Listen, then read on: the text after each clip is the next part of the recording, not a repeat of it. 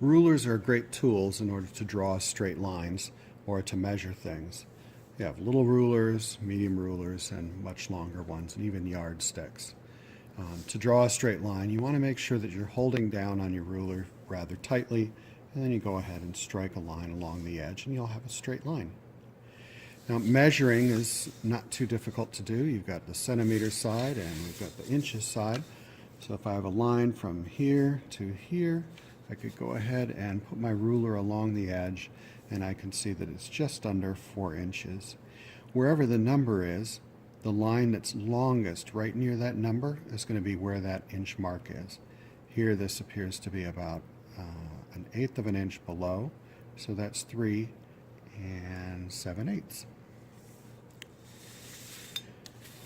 On these rulers, some people get confused because the 9 is next to the big line, and some people think, well, that must be it, but really it's this one that's the right one. So again, it's going to be the longer line is where it is. It's easy on the 12 because that's got a line right in the middle, but when you have single digits, it's important to make sure that it's the long line that you're paying attention. Some rulers like this one take care of that, and they make sure that the number is right under the line so people don't get confused, but some rulers don't do that.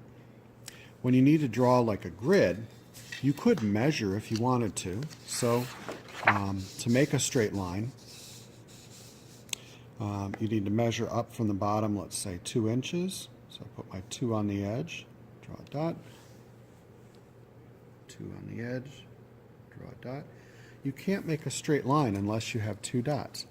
Then I go ahead and I connect those 2 dots first, press down really hard on my ruler, and then go ahead and strike a line. Then I would measure again from that line up. Another way to make a grid is just using the thickness of the ruler. So you can put the edge of the ruler on the edge of your paper and look both ways. Press down on the ruler, strike a line, then you move your ruler to that line. Look both ways, make sure it's straight, and then make another line. This works really quickly with 2 people. One person can be holding the ruler and the other person can be making the line, and then you can make a grid very quickly.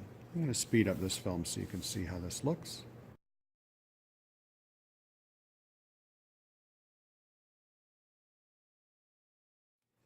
And there I have a grid. If I wanted to, I could have used 2 rulers next to each other if I want my grid to be larger, but that's a quick way to make a grid.